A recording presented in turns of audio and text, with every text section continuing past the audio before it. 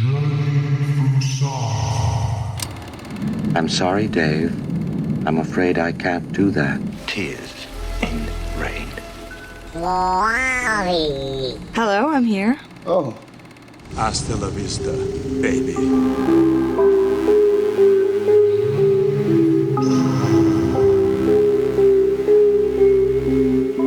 Welcome to Journey Through Sci-Fi, where we journey through the many subgenres of science fiction on screen. I'm James.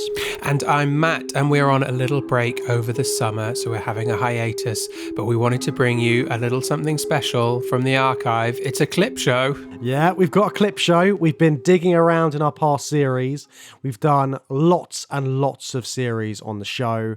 We are now on our 7th season, so we've been going for 7 seasons of Journey Through Sci-Fi, and we've explored lots of different subgenres of science fiction and the history of them on film and in TV. We've looked at dystopias, we've looked at virtual reality, we've looked at time travel, but our very first series was on artificial intelligence, wasn't it, Matt? Yeah, pre-ChatGPT, we started the show back in 2019, and we did our first series on artificial intelligence. So we wanted to bring you a few clips taken from some of our favourite chats about some of the most interesting films that we talked about in series 1 of the show. And if you're enjoying these clips, remember you can go back into the archives and listen to the full series. We've got all of those episodes available for you now. But let's kick things off by looking at her and the character of Samantha. Now, we looked at her along with Ex Machina during the series, and we were looking at sort of AI and intimacy, weren't we, in this particular episode? Yes, we had a good chat about characters falling in love and forming emotional connections, or thinking that they've fallen in love and formed emotional connections with some artificial intelligences. And the first of those was Samantha, played by ScarJo in Her. Yeah, so let's take a little listen back to that episode now. Like a few of the AI films that we've been watching recently, it deals with the idea of humans and AIs entering into relationships that are emotional and go beyond the kind of either transactional relationship we in the real world have with computers and beyond the adversarial relationship that takes up kind of the bulk of AI cinema, doesn't it? Yeah. Obviously, we saw Terminator 2. That's the best example of relationships between AIs and kind of developing that human side. This is a much softer approach, isn't it? Yeah, and it is so much about emotion, and it's more about sort of like how AI can teach us about ourselves in a lot of ways. Theodore's real development comes from sort of his interactions with Samantha. We should probably talk a little bit about the plot of the film first, shouldn't we? Man falls in love with his phone. There we go. Man falls in love with his phone. Simple as that. So Theodore's a depressed guy, right? Yeah. He's divorced and he's not anywhere near over that. Well, he's not divorced at the start of the film. He's separated and refusing to sign the divorce papers because he's not over that relationship. He's really lonely and he's detached from other people. Yeah. And I think there's lots of ways that Spike Jonze makes this clear to the audience, and lots of sort of like subtle bits. It's like when you're first introduced to Theodore, you find out that he works for a company that make handwritten letters for people. I mean, they're not handwritten, they're all done through a computer. And he basically writes things like love letters and birthday cards and things like that to people. Yeah, really emotional stuff. It's a deeply emotional thing, yeah, but it's been reduced to a commodity. And he's the processor of that commodity, isn't he? And he's very good at it. He's capable of accessing these emotions in a way that makes him incredibly good at his job. But it's kind of the only aspect of his life where he is accessing those positive, passionate emotions. Yeah, because that's the fascinating thing about Theodore, because he can read people really well, and he can sort of get an idea of what people are like, because there's that one scene during the film where him and Samantha are on a kind of like a walk around. It's almost a date. Yep.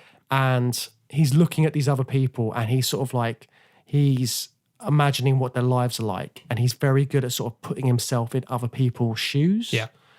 And he's good at reading people, and that's why it makes him good at his job. Yes, but he's good at reading people with this kind of, through his job, he's got this curtain of technology that separates him in any real way from the people that he's emotionally connected to. And then he's capable of doing that, like you just said, at a distance. He's a bit voyeuristically looking at them and able to empathize with them. But his actual intimate romantic life is disastrously the opposite, isn't it? He can't manage a one-to-one human relationship. It's fallen apart with his wife. We see him go on a date that goes incredibly well, and he seems to be doing really well. It just hits a horrible, very realistic roadblock. It's a really it all just painful breaks moment, down, and it becomes immediately awkward, and he reacts to it really badly, and it all just falls apart. And then again later in the film, so plot-wise, he gets a new OS in his life, and it's this wonderful new next-level AI operating system, and it's so next level that he starts to actually fall in love with it. It's way more than a Siri or a Google Assistant, whatever. He's having these real, genuine conversations with it and starts a relationship. As part of that relationship, though, we see another human interaction, which is where they get the surrogate, which is, we talked about this a lot in this series, which is just cool sci-fi concepts. Yeah. And the OSs are one of them, but then following that through to the next step, which is if you're in a relationship with an AI operating system, the surrogate physical relationship aspect is a really great concept, but it also creates another one of these scenes where Theodore just has a horribly awkward interaction, romantic interaction with another human being that goes disastrously wrong for him. Yeah, because the whole thing in the film, Samantha is just a disembodied voice. Like, she has no form. And I think that's really important throughout, but especially for the surrogate scene.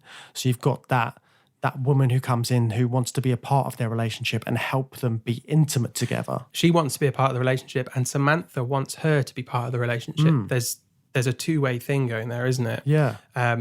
Samantha's constantly hung up. Early in the film, she's very hung up on the idea that she doesn't have a body. And when they really enter in, so there's a lot of flirting and kind of romantic stuff, but then they really do like properly enter into a relationship. They're dating. Although interestingly, they've both got commitment problems and they don't want it to be too serious at the start. But she's very upset that she doesn't have a body, and she can't stop thinking about it and talking about it, and that leads to her getting a surrogate. The surrogate's got her own thing going on, which is, I think, another aspect of this world where human interactions are getting a bit foggy through technology, and the surrogate just wants to get into a real loving relationship and experience that love. So she wants that, and Samantha wants to feel like she has a body through the surrogate. And it's all just explosively weird for Theodore, and he fucks it up. Yeah, because throughout that whole interaction, he hears Samantha's voice, but the surrogate's not saying anything. Yeah. And it's something like, doesn't she do an awkward breath or something? And then a lip quiver. That was it. And then he goes, "Oh, I couldn't do it because she did a lip quiver." Yeah. What I thought was so great about that scene was right up until that point, I was completely in it with Theodore about how weird it was, and I completely understood. And he's right to feel uncomfortable. I still do think that. But suddenly it gets flipped on its head when you realise how upset Samantha and the surrogate are. Yeah. Is it Isabella? Is that the name of the surrogate? Quite possibly. It just becomes this moment where you, as the audience member, and Theodore suddenly realise how it feels for the other people in the room. Yeah. And you can't blame him for being freaked out by that situation and feeling upset. And he's awkward with it from the beginning. And it builds up, and he says what he says. But the reaction of Samantha and the surrogate are great in that moment for just expanding the kind of world of how people are interacting with OSs and all the different people who have different feelings and different emotional problems. Yeah, because the thing is, everybody in the society, they don't really interact with each other. You were talking about it before with the possible threat of Ava comes from a fear that we have of robots and AI, which is they're going to rapidly accelerate and overtake us in intelligence, and then what happens? What I found so interesting in her is that all of that happens, but it's never considered a threat to any character. Yeah. And I wondered if it's because of the thing that Samantha's so hung up on, but she later moves beyond, which is that she doesn't have a body. Is there something about the way that these OSs they're never going to compete with humanity for the physical space that is Earth, right? There's never going to be a Skynet that wipes out humanity and tramples on our skulls, right? Because they are able to do what they do at the end of the film, which is just kind of disappear off into the clouds and be their new AI society together. Humanity, number one, can't stop them from doing that. And number two, they don't need humanity anymore. They don't need the space that humanity exists in. They don't need the energy that humanity can provide, like in the Matrix. None of that is needed. There's no competition between the AI characters and the human characters. And when they expand beyond them, that's the end of it. They'll just leave. But instead of that sort of like the menacing aspect of it or anything like that, you feel like you get that loneliness come through again because you feel left behind. Yeah. And that speaks to more the theme of loneliness throughout this film because the AI leave them. They leave them and they're completely powerless to being left. Yeah. So I wonder if that threat element kind of leaves because you could destroy Ava in her. The armies of the world could unite against her and physically destroy her. You can't do that to Samantha. If she was hostile to us, there's nothing we can do about it. She's just in the cloud. Yeah. And she's already started adapting herself in the cloud in ways that we are out of control of. So that kind of threat element just sort of evaporates because the characters are completely powerless anyway. So you get more of this emotional reaction to it.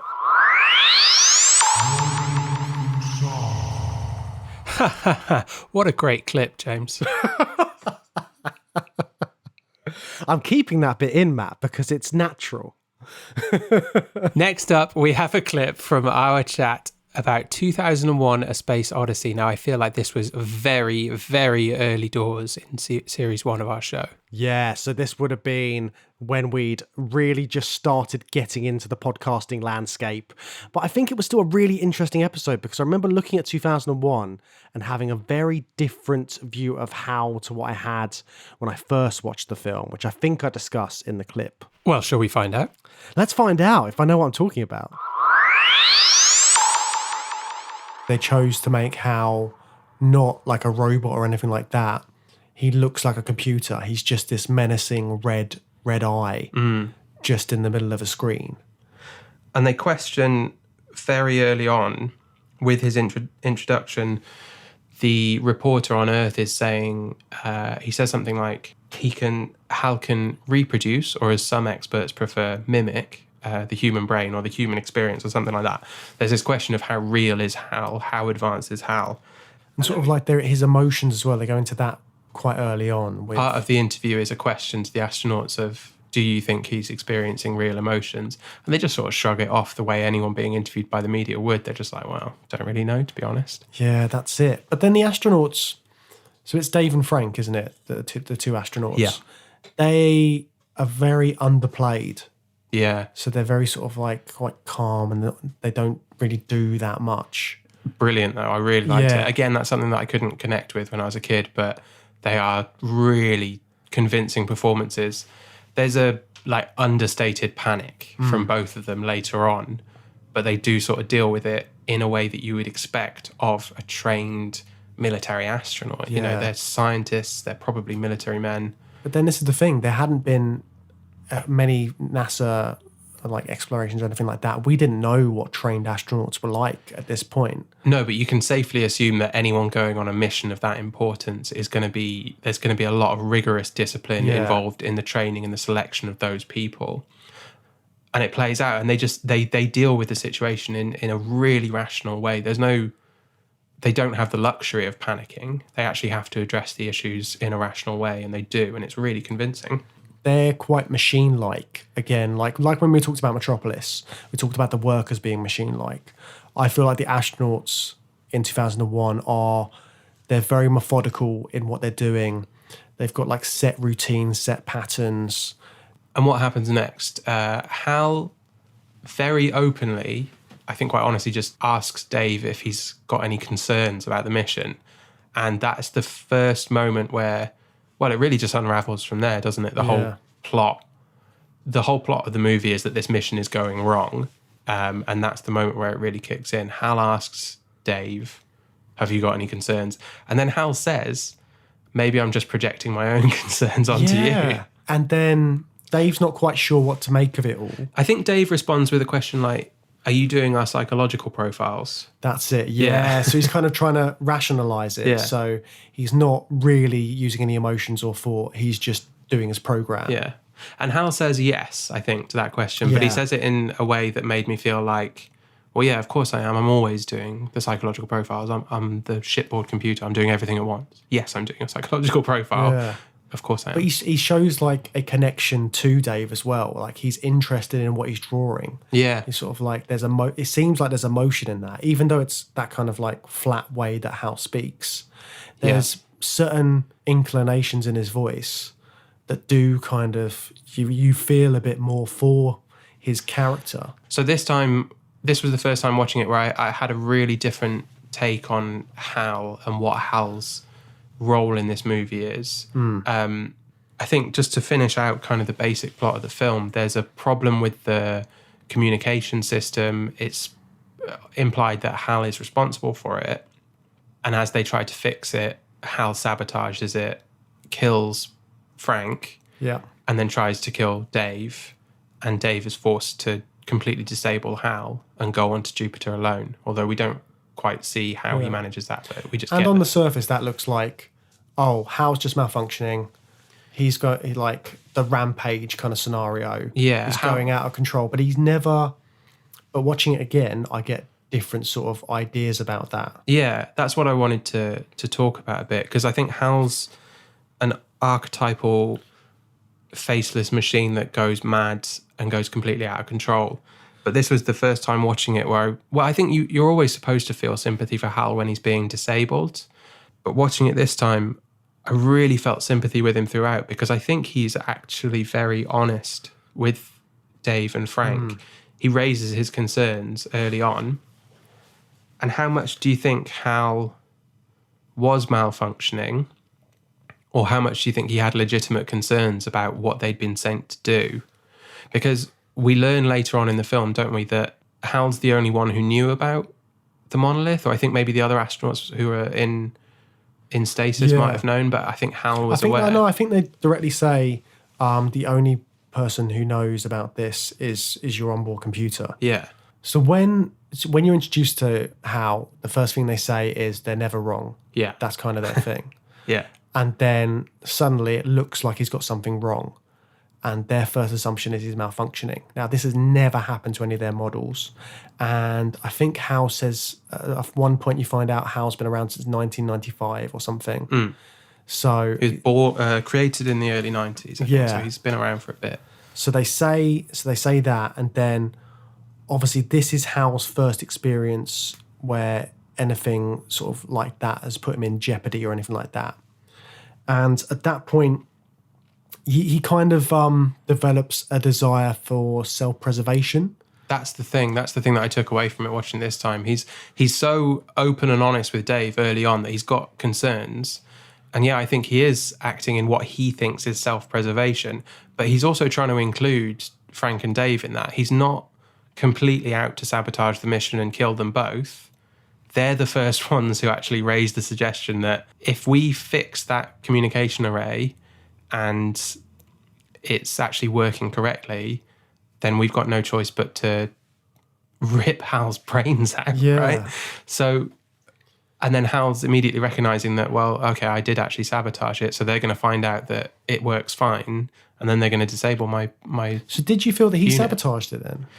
I definitely got the impression that the initial thing that went wrong with, because he raises his concerns to Dave, and I think Dave kind of brushes it off, and then he immediately interrupts the conversation and says, I've just detected a malfunction in the whatever unit. And then that's when they have to get out there and repair it. So it's as soon as Dave doesn't engage with him with those concerns that he's having, that's when he tries to interrupt the mission. And obviously there's sort of two forks that could be happening there, which is that Hal could be disabling the communications system so that he can kill them and with impunity. But I still think at that point he's got concerns about where they're going and what's going to happen to them at Jupiter, and maybe even concerns just for the humans, because we don't know what effect the monolith might have on Hal. He's gained an identity, hasn't he, really? That's kind of what's happening. Absolutely. But he's seeing danger in places where he probably wouldn't have seen them before. Yeah. That kind of makes him a bit neurotic. Yeah, then it escalates from there. I think one thing that's really missing from the film, a huge unanswered question, is we have a vague idea of the effect of the monolith on humans. It forces a massive evolutionary step. What is the effect that the monolith would have had on Hal? Can it have an effect on Hal? Hal's this super advanced AI. We know that from the get-go, that no one actually knows the level of his intelligence and whether or not he's experiencing real, genuine emotions or not. No one knows, even though he's a creation. They just speculate, well, he might be, and they don't give it much of a thought. Would he have experienced that forced evolutionary step, if he'd interacted with the monolith? I think that might be something that's explored in the sequels to the book. Yeah. Because I think Hal might be a continuing character, but... Yeah, because they made another film. Yeah. Like 2010. Oh, I haven't seen that. I don't know if that explores I don't any know of that. how good... I'm kind of scared to watch it. Right, yeah. Because I know obviously it's not a 2001 is Kubrick 2001. film. Yeah. So, yeah. It'd be interesting to find out how the story develops, though. Yeah. Well, that's the huge question mark for me. I feel like I've got a fairly good grasp on what's going on between there's that huge psychedelic scene that is incredibly complex, and then he's seeing himself aging. But broadly, I think that boils down to Dave's going through a rapid period of evolution, and that's some sort of next step for him and for humanity. What happens to Hal? What's going to happen to Hal? Is he going to have an experience with the monolith? Is he afraid of that potential experience? Is he afraid for Dave's experience with the monolith? Why does he want to stop the mission? I know I've never completely freed myself of the suspicion that there are some extremely odd things about this mission. I'm sure you'll agree there's some truth in what I say.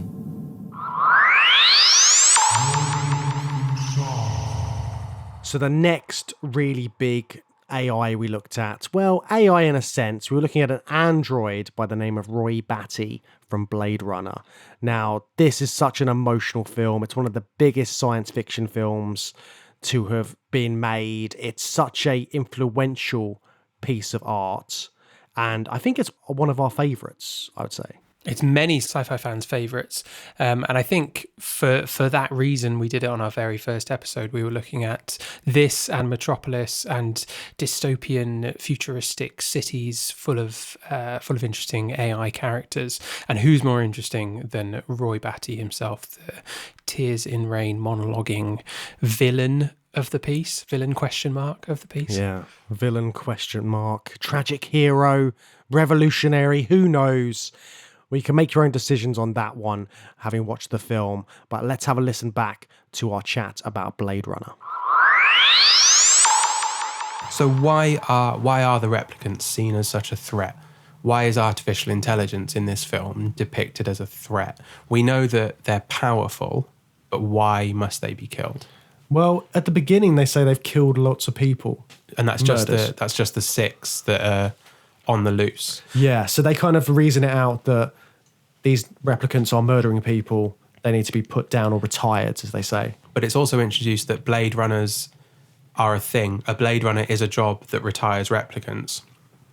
So that must exist before these 6 Nexus 6s went on a killing spree and came back to Earth. So why is Blade Runner a job? Well, it's got to be to do with the emotions, hasn't it? Because they say the reason they're restricted to 4 years is because any time after that, they start to get all these emotions, and there's the risk of them becoming superior to humans, I guess. So there's a threat that it's just seen that if they do develop a heart, to take it back to the kind of Metropolis similarities, if they do develop that heart, they're going to become a danger to humanity. So that's really interesting that it's kind of an opposite take on that idea, because in Metropolis, the idea is kind of that the machinery needs the heart to connect with the head, and then the whole system works much better. Whereas in Blade Runner, we're saying if the machine develops a heart, that's a problem and we need to stop it immediately. Yeah, it's interesting that, isn't it? So emotions are both such a fundamental thing in both films. And at the same time, in both cases, human emotions can elevate artificial intelligence to the next level. But they see it as a threat in one and as a benefit in the other. Yeah, because you don't see a lot of humanity in any of the humans in Blade Runner. No. The only person you really see it is in JF Sebastian. Yeah, because he does that when he meets Pris and he's like, oh yeah, you can come up for some food, that kind of thing. Other than that, you don't see any sort of likableness in any of the characters. No one's really got much of a heart. Deckard, obviously, we assume him to be the main human character, and he's, like you said, he's very emotionless until he starts to feel remorse for killing these replicants. Yeah. So there's some really great hand acting. Acting. Yeah, at the end of this movie, Harrison Ford really sells us on how much pain he's going through with two broken fingers, although I think he achieves a lot more than a person with two broken fingers would. Yeah, definitely. But when he's climbing up there at the top of the film and he's holding his two smaller fingers above the other ones. It's painful to watch, isn't it? Yeah, it's really great. And then he bandages them back up. And this is cut against Roy driving a nail through his own hand. Yeah. Presumably just doing that to... it seems like he's trying to get adrenaline pumping. Yeah, he's trying to feel pain in order to sort of stay alive. Yeah, which is really interesting because we don't know what the kind of biomechanics of these androids are. But he needs that. And it's very gruesome when he does that. And it's quite sort of, it's like martyr-like, isn't it? Yeah, definitely. The way he's putting nails into his hand. Yeah. Smearing blood all over himself from Pris. Very weird. It's so freaky. And there's the weird animal sounds he's making, the howls. Well, he's carrying that bird at the end, isn't he? Which is a very strange moment. Yeah, I found that really bizarre because all of a sudden he's just got a dove in his hand. Yeah. He's just carrying it around in a really weird way. Which, if I didn't love this movie so much, I would say was a really clumsy, cheesy kind of metaphor. But just so I they can love release it exactly. at the end. Yeah. But I do love it. And of course, I guess we have to assume that's not a real dove, given what we know. Not. No, but I mean within the plot of the film, given what we know yeah. about real animals in that world, presumably that's a artificial dove that Roy has access to, maybe created by Sebastian sitting around in his house or something. That would make more sense if it's just there. Which, with some context from the book, you would never do. If you had a bird, you would have to keep it caged up because it costs you a fortune. You would never want your electronic bird to escape. And again, this final scene with Deckard and Roy is just like the Frida and Rotfang scene in Metropolis. They're both fighting on some sort of... It looks like a Gothic roof. And there's the whole threat of falling. And you get this whole symbolism again. Yeah, the fall of man, like you were talking about. Yeah. I like the way they used the building, the Bradbury, named after Ray Bradbury. It's a really decrepit, falling apart. It really nicely reflects what Roy is going through, which is that his body's falling apart around him. There's this building that's falling apart. Literally, it's got holes in it. It's dripping through. Deckard's smashing through floors and climbing through them, and it's this rotting old building, which is similar to what Roy's body is going through. And there was that brilliant bit where Roy sticks his head through the wall. So he smashes his head through the bathroom tiles, doesn't he? Yeah. And then what does he say? He says something that doesn't make a lot of sense. He says something like, "You've got to be alive to play the game." And then he seems confused and he loses track of what he's saying. He kind of shakes his head. It was definitely sort of a "here's Johnny" moment, wasn't it? Yeah, it's great. Yeah. I love Harrison Ford's face throughout the entirety of that. The panic on his face, panic and confusion at everything Roy is doing and saying. He doesn't understand what's happening. It's because Roy his character just changes. It's like he's got no boundaries now. Before, he's always seemed quite measured, and he's a very powerful character. He's measured, he's calculating. In this last bit, he just does not give a fuck. He's just going crazy. He's running around. So I think we're seeing more and more as he gets closer to the end of his lifespan. So is his access to emotions. So the emotions are coming in more intensely and evolving, and it's hitting him so hard that he's turning into this insane mess that's howling at the moon and running around naked trying to kill Deckard. Yeah. I don't think Batty fully understands what he's doing in those moments. I think he's really overcome by emotions that he's not equipped to understand and process. It's like he's suddenly hit puberty at 4 years old and also a grown man, all of that happening at the same time inside his brain. And he almost appeals to Deckard's sort of, well, he calls Deckard out at one point. He says, "Why are you shooting an unarmed man?" But again, I think that's Roy Batty's kind of manipulative side coming out. He's kind of taunting him, isn't he? Because he knows that he will absolutely destroy Deckard in a hand-to-hand fight. That's it. Maybe, although Deckard might be a replicant, which would imply that he's also very, very strong. You never know. But Deckard seems really small in all the scenes. Like when he's climbing up the wall to try and get away. Yeah. He just seems really tiny. And he's very insect-like, scrambling up the walls, isn't he? Yeah. Compared to Roy, who's very menacing. And Roy, who's stripped off at that point, and he's like... alpha male, here I am. Yeah. smeared in blood on his face. And, terrifying. Absolutely terrifying. You better get it up. I'm going to have to kill you. Unless you're alive. You can't play, and if you don't play...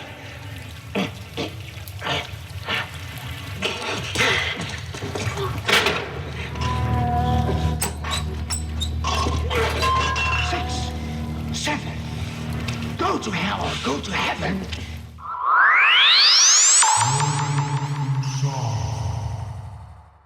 Next up, we have a clip from one of my all-time favourite movies, not just sci-fi movies, but favourite movies of all time, WALL-E, starring the character Wall-E. Named after the character, it's always a good way to go. And it's a Pixar movie. It's a Disney Pixar film, so it's full of a lot of heart and emotion. And it's a different kind of look at artificial intelligence in this one. We've got a little trash compacting robot who we follow throughout. And it's an ecological sci-fi as well. We were looking at ecological science fiction in this particular episode. Yeah, and we picked up WALL-E, a film that dares to ask the question, what if a little sweet guy fell in love? And here's our chat about WALL-E. He's a cutie. You get everything you need to know about WALL-E from this intro scene. Yeah. All the little nuances that Andrew Stanton has put in there. So his job is to compact these bits of rubbish and put them into piles, like you said. But the way he goes about doing that, it's like you're going to your job. He's got like a little lunch pail. Yeah. He's got that, and then he's sort of like playing music on the way to work. Yeah. And then when he's all done, he'll go home.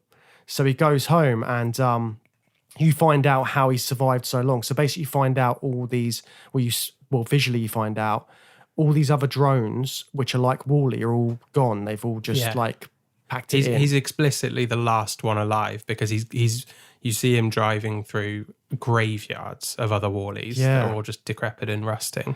And he like takes the tracks off of one of them. He cannibalizes other WALL-Es. But you don't look at it like that though, do you? It's weird. I think it's interesting in terms of when we watch these for this podcast, I'm looking at them in terms of what makes this robot or AI more than a robot and more towards an AI. And part of it for WALL-E is this ability to cannibalize. It allows him to live for 700 some years and continue on. It makes you think like, what was it about him 700 years ago or whenever the other WALL-Es packed in? Because I think it was supposed to just be a 5-year job. What was it about him that, by fluke, he'd be the last one alive, fine. But then what was it about him that allowed him to think, I can repair myself using the arm of this other guy? Yeah, and that's like a form of, it's got to be a sentience, isn't it?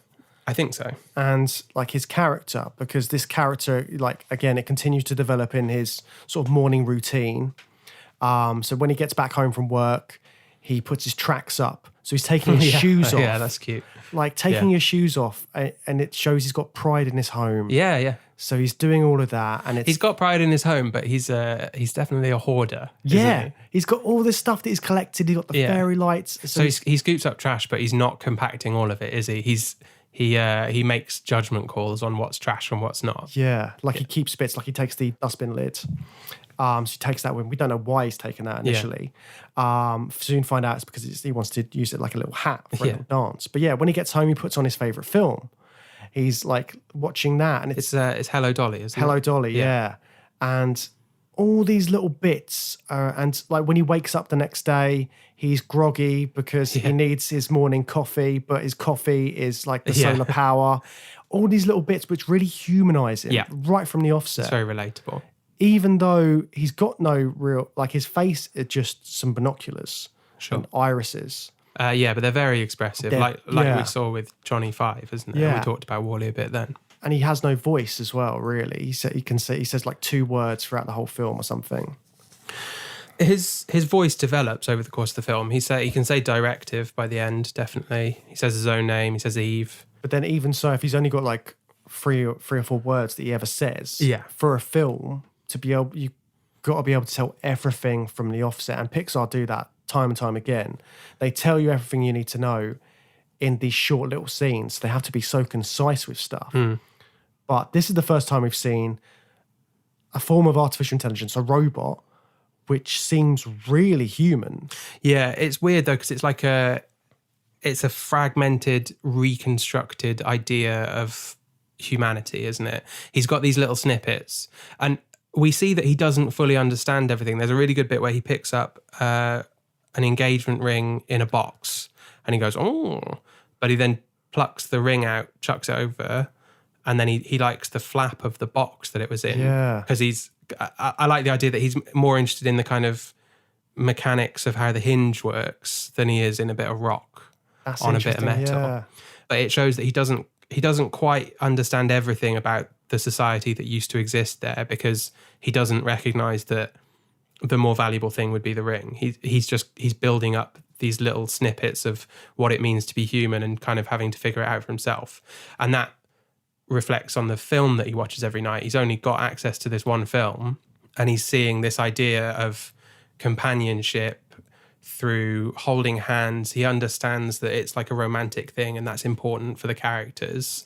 So he gets pretty obsessed with holding hands, and that's like the big thing for him. He just wants to hold hands with someone, and that's what he's developed as the key essence of humanity to strive for. Is he understands like it's an understanding of love, but it's very simplified because it's just what he can see in this clip that he's got.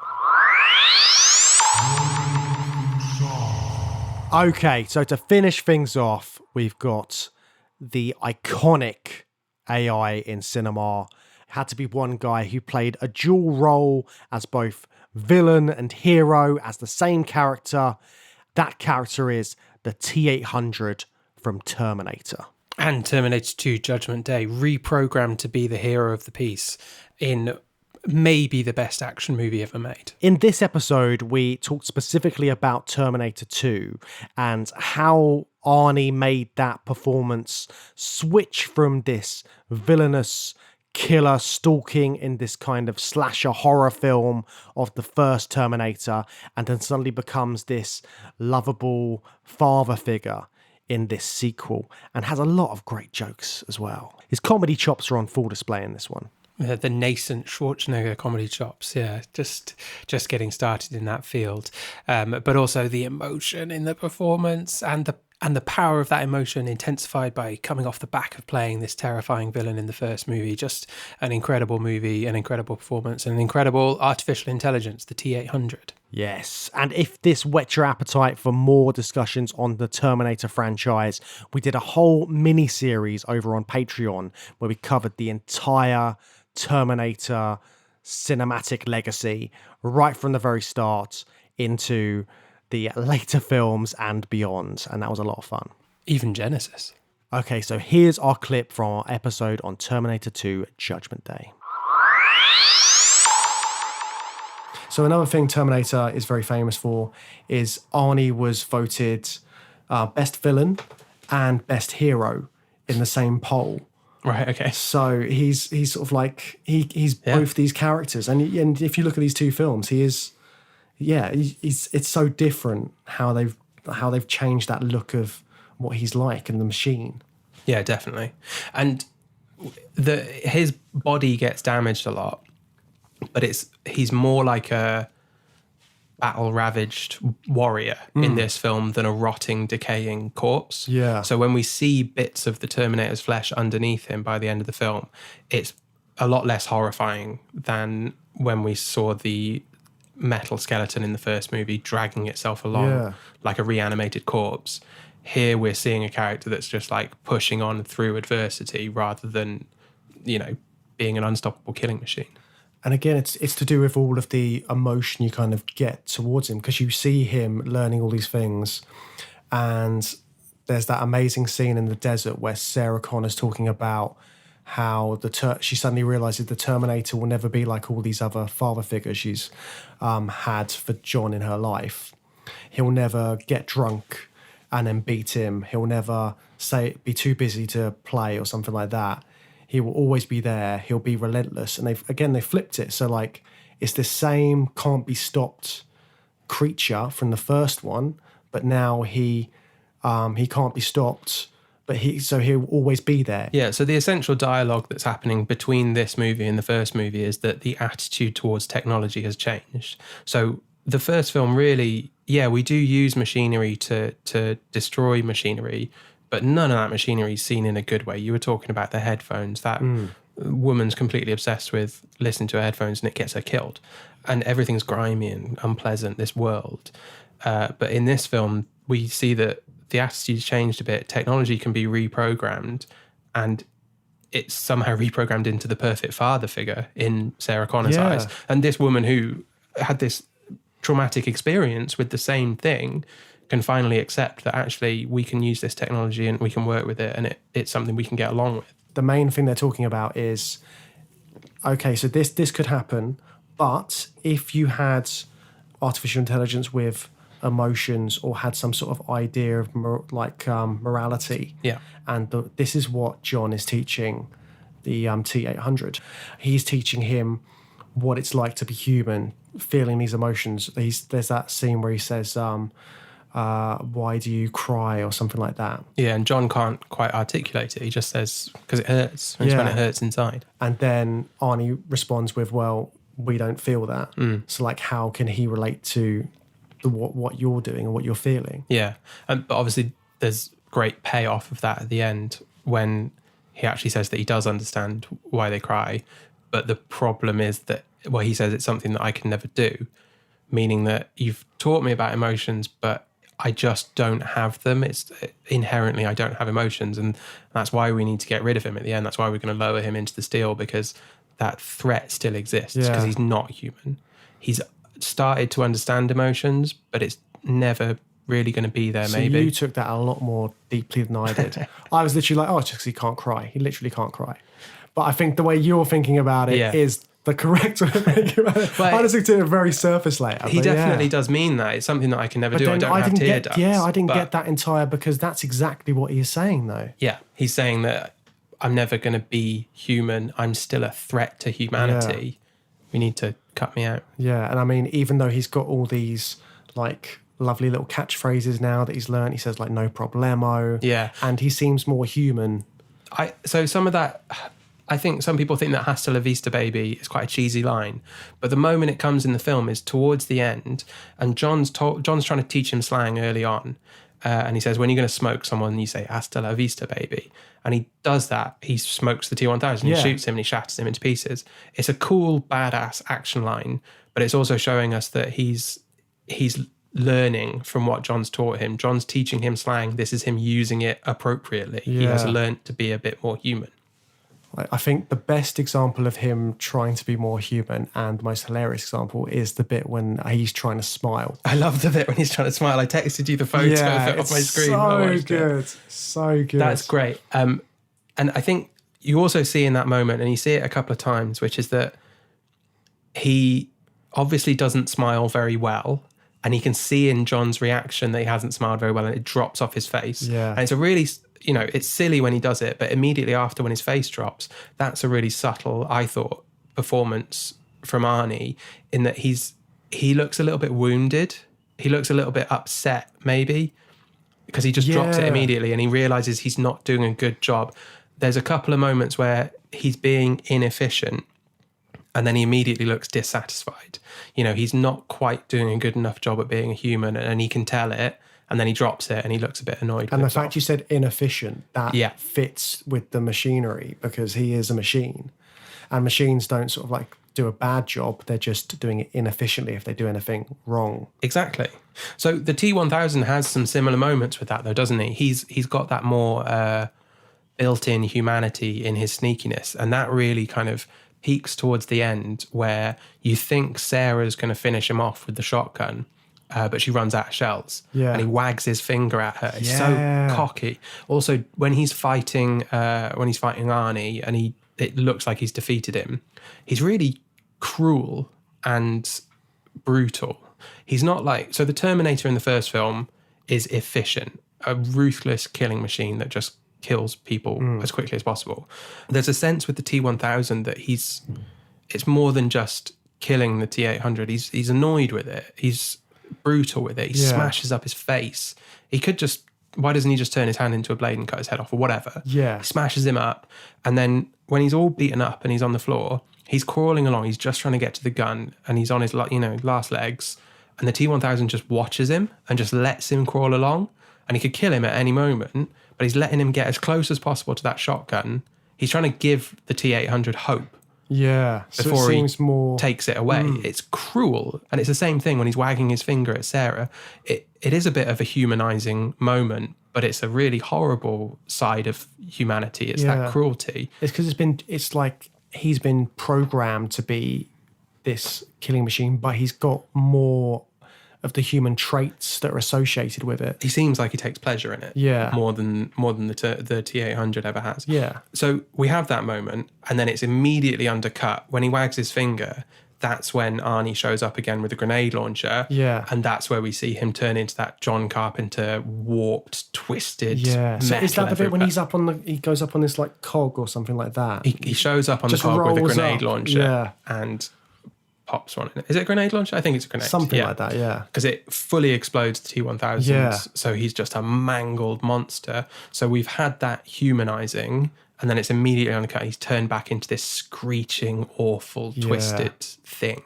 And he goes way beyond being a robot at that point. He is a horrible creature, and then he falls in the lava, and we see even more of that twisted, horrible warping. His face as well looks like it's in pain. Yeah. But then they're not supposed to feel pain. But you see it in But his... he's definitely in pain when he's in that puddle of lava, which is then contrasted by Arnie goes in, and there's a bravery about it because he's sacrificing himself, and he goes in and he's stoic as he's lowered in. We've just seen the T-1000, turning into this screeching creature in pain, and Arnie just looks dead up, and obviously it's one of the best endings ever. He goes down, one arm up, and we just see the thumbs up, and that's Which is the last brilliant. thing we see. It's so It is good. brilliant.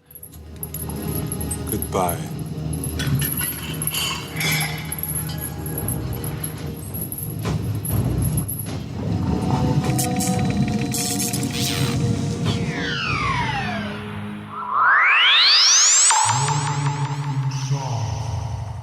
Thanks for listening to this clip show. To hold you over until we're back with more Mad Science episodes. We will be back from our summer break very soon. But in the meantime, please do subscribe to the podcast if you're not already subscribed and you want to hear more from us. And if you want to join in on the discussion, you can find us all over social media. We are at Through Sci-Fi or at Through Sci-Fi Pod. And you can also come and visit us on our website, which is journeythroughsci-fi.com. If you want to support the show, a free and easy way to do that is to review us with a nice comment.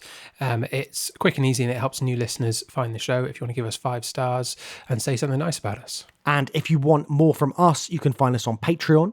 So just look up Journey Through Sci-Fi on Patreon, and you'll be able to find all of our bonus content over there. And you can get mini-series, different strands of the podcast. There's lots of content over there on Patreon to enjoy. Thanks for listening. Our Mad Science series will start back soon, but before that, we'll be back with another Future Frontiers episode in a few weeks' time. Yes, there's a lot of summer blockbusters which we need to cover in that one, Matt. So I hope you've been watching a few films on your summer break. Well, I am a punk rocker, James.